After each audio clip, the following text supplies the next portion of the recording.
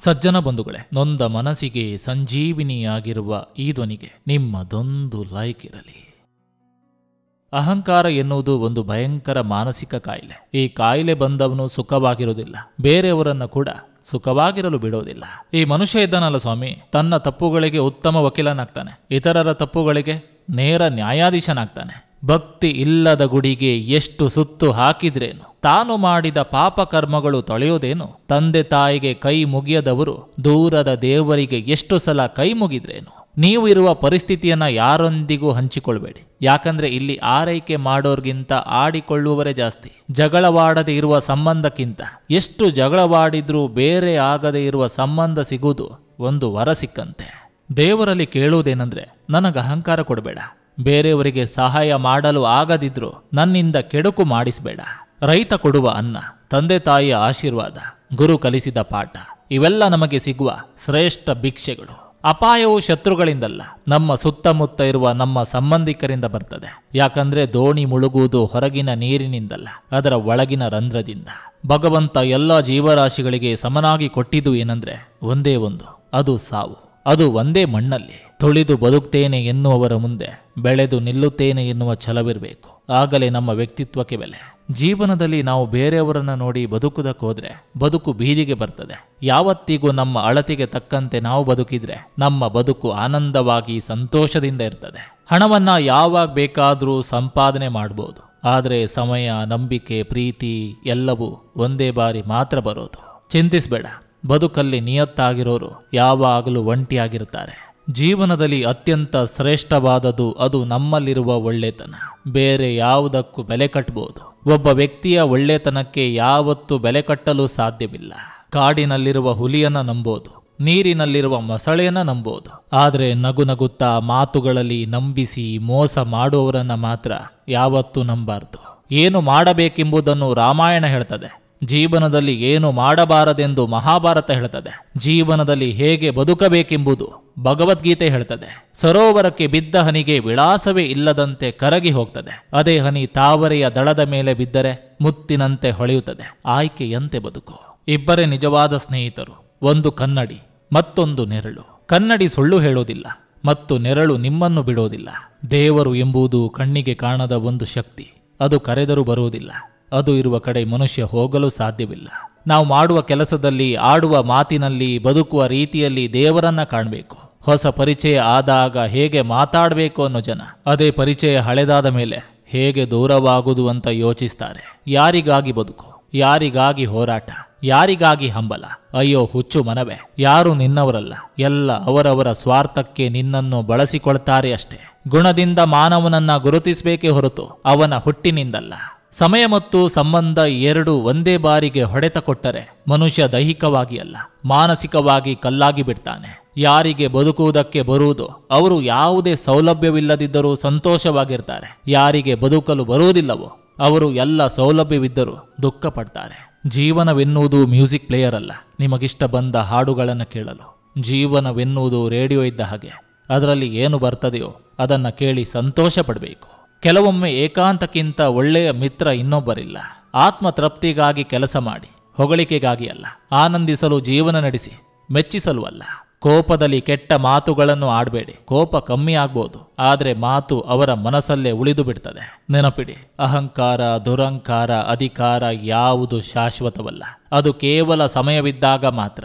ಸಂಬಂಧಗಳು ಹೇಗೆ ಅಂದ್ರೆ, ನೀನು ಅವರಿಗಿಂತ ಒಂದು ಹೆಜ್ಜೆ ಹಿಂದೆ ಇದ್ದರೆ ನಗು ನಗುತ್ತಾ ಮಾತಾಡಿಸ್ತಾರೆ. ಅದೇ ನೀನು ಅವರನ್ನ ದಾಟಿ ಒಂದು ಹೆಜ್ಜೆ ಮುಂದೆ ಹೋದ್ರೆ ನಿನ್ನನ್ನು ಹೇಗೆ ಹಿಂದೆ ತಳ್ಳಬೇಕು ಎಂದು ಯೋಚಿಸ್ತಾರೆ. ಯಾವ ವ್ಯಕ್ತಿ ತನ್ನ ಸ್ವಾಭಿಮಾನವನ್ನು ಲೆಕ್ಕಿಸದೆ ನಿನಗಾಗಿ ಪದೇ ಪದೇ ಹಂಬಲಿಸ್ತಾರೋ ಅಂಥ ವ್ಯಕ್ತಿಗಳನ್ನು ಎಂದಿಗೂ ನಿರ್ಲಕ್ಷ್ಯ ಮಾಡಬೇಡಿ. ಯಾಕಂದ್ರೆ ಆ ವ್ಯಕ್ತಿ ನಿಮಗಾಗಿಯೇ ತಮ್ಮ ಆತ್ಮಗೌರವವನ್ನು ಕಳೆದುಕೊಂಡಿರ್ತಾರೆ. ಮೇಲ್ನೋಟಕ್ಕಷ್ಟೇ ಸಂಬಂಧಗಳು, ಸ್ವಲ್ಪ ಒಳಹೊಕ್ಕು ನೋಡಿದಾಗಲಷ್ಟೇ ತಿಳಿಯುವುದು ಎಲ್ಲರ ಅಸಲಿ ಮುಖಗಳು. ಗೆಲ್ಲುತ್ತೇನೆ ಎಂದು ಬಂದವನು ಸೋಲುವುದಕ್ಕೆ ಸಿದ್ಧನಿರಬೇಕು. ಯಾರಾದರೂ ಜೀವನದಲ್ಲಿ ನಿಮ್ಮನ್ನು ಬಹಳ ನೋಯಿಸಿದ್ರೆ ಅವರನ್ನು ಕ್ಷಮಿಸಿ ಬಿಡೋದು ಲೇಸು. ಪ್ರತಿಕಾರ ತೆಗೆದುಕೊಳ್ಳಲು ನಿಮಗೆ ಬರುವುದಿಲ್ಲ ಎಂಬ ಕಾರಣಕ್ಕಲ್ಲ, ನಿಮ್ಮ ಸಮಾಧಾನ ನೆಮ್ಮದಿಗಾಗಿ ಅಂಥವರನ್ನ ನಿರ್ಲಕ್ಷಿಸುವುದು ಜಾಣತನ. ಈಗಿನ ಕಾಲದಲ್ಲಿ ಶಿಕ್ಷೆಯಾಗುವುದು ಕೆಟ್ಟತನಕ್ಕಲ್ಲ, ಅತಿಯಾದ ಒಳ್ಳೆತನಕ್ಕೆ.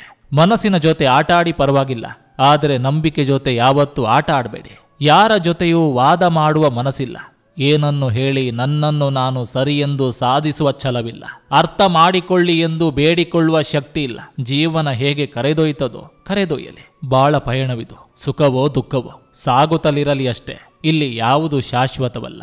ದೀಪ ಉರಿಯೋದು ತನ್ನ ಅಂದ ಚಂದಗೋಸ್ಕರ ಅಲ್ಲ, ನಂಬಿ ಬಂದವರಿಗೆ ಬೆಳಕು ಕೊಡೋಕೋಸ್ಕರ. ಬೆಳಕನ್ನ ಬಳಸೋರ್ಗಿಂತ ಬೆಂಕಿ ಹಚ್ಚೋರೇ ಜಾಸ್ತಿ. ಜೀವನದಲ್ಲಿ ಯಾವುದಕ್ಕೂ ಆಸೆ ಪಡಬಾರ್ದು. ನಮ್ಮ ಹಣೆಬರದಲ್ಲಿ ಏನಿದೆಯೋ ಅದೇ ನಡೆಯೋದು. ಜೀವನ ಸಾಗಿಸಲು ಜಾಸ್ತಿ ಹಣ ಬೇಕಾಗಿಲ್ಲ.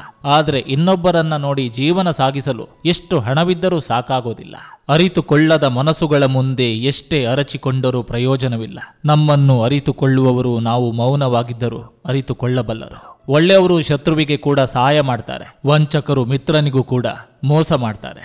ಸಮುದ್ರಕ್ಕೆ ಎಷ್ಟೇ ಸಕ್ಕರೆ ಹಾಕಿದ್ರೂ ಸಿಹಿ ಆಗೋದಿಲ್ಲ. ಹಾಗೆ ಸ್ವಾರ್ಥ ತುಂಬಿದ ವ್ಯಕ್ತಿಗಳಿಗೆ ಎಷ್ಟೇ ಸಿಹಿ ತಿನಿಸಿದ್ರು ಅವರು ವಿಷವನ್ನೇ ಹೊರ ಹಾಕ್ತಾರೆ. ಹಣವಿದ್ದರೆ ಏನು ಬೇಕಾದರೂ ಖರೀದಿಸಬಹುದು. ಆದರೆ ಇನ್ನೊಬ್ಬರ ಹೃದಯದಲ್ಲಿ ಜಾಗ ಖರೀದಿಸಲು ಸಾಧ್ಯವಿಲ್ಲ. ಅದಕ್ಕೆ ಬೇಕಾಗಿರೋದು ಹಣವಲ್ಲ, ನಮ್ಮ ಉತ್ತಮವಾದ ವ್ಯಕ್ತಿತ್ವ.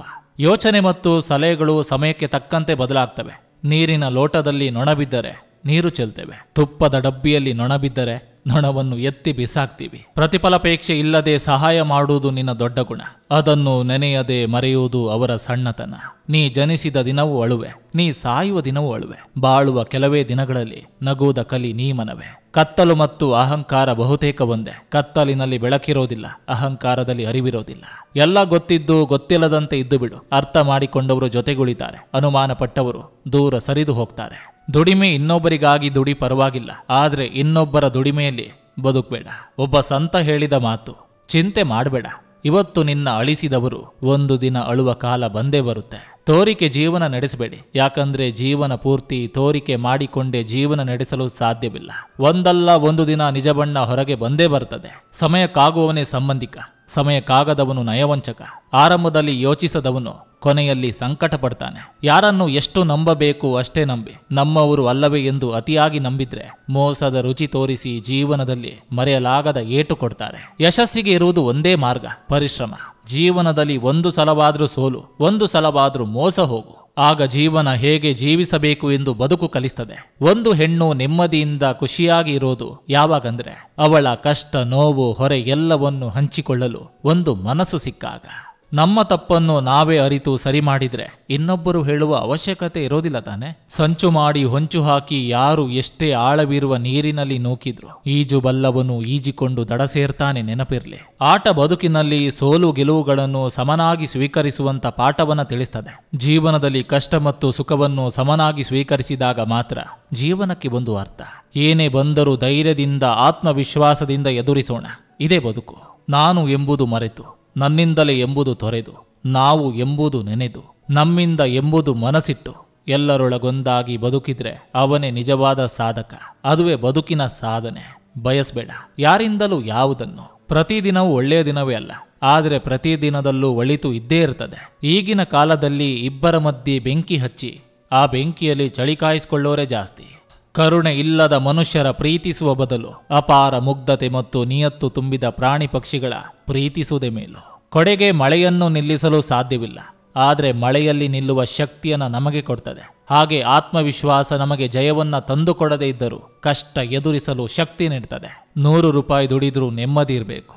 ನೆಮ್ಮದಿ ಇಲ್ಲ ಅಂದ್ರೆ ಎಷ್ಟು ದುಡಿದ್ರೂ ವ್ಯರ್ಥ ಕಣ್ರಿ. ಒಂದು ಕಲ್ಲನ್ನ ತೆಗೆದುಕೊಂಡು ಒಂದು ನಾಯಿಗೆ ಹೊಡೆಯಿರಿ, ಅದು ಹೆದರಿಕೊಂಡು ಓಡಿ ಹೋಗ್ತದೆ. ಅದೇ ಕಲ್ಲನ್ನು ತೆಗೆದುಕೊಂಡು ಜೇನಿನ ಗೂಡಿಗೆ ಹೊಡೆಯಿರಿ, ಆಗ ನಿಮ್ಮ ಪರಿಸ್ಥಿತಿ ಏನಾಗ್ತದೆ ನೀವೇ ನೋಡಿ. ಕಲ್ಲು ಅದೇ ಇದೆ, ಹೊಡೆದವರು ನೀವೇ ಇದ್ದೀರಾ. ವ್ಯತ್ಯಾಸ ಇಷ್ಟೇ, ನಾಯಿ ಒಂಟಿಯಾಗಿತ್ತು, ಜೇನು ಹುಳುಗಳ ಸಮೂಹ ಇತ್ತು. ನಾವು ಒಂದಾಗದೆ ಹೋದ್ರೆ ದೇಶ ಬದಲಾಗಲ್ಲ, ನಮ್ಮ ಸಮಾಜ ಬದಲಾಗಲ್ಲ.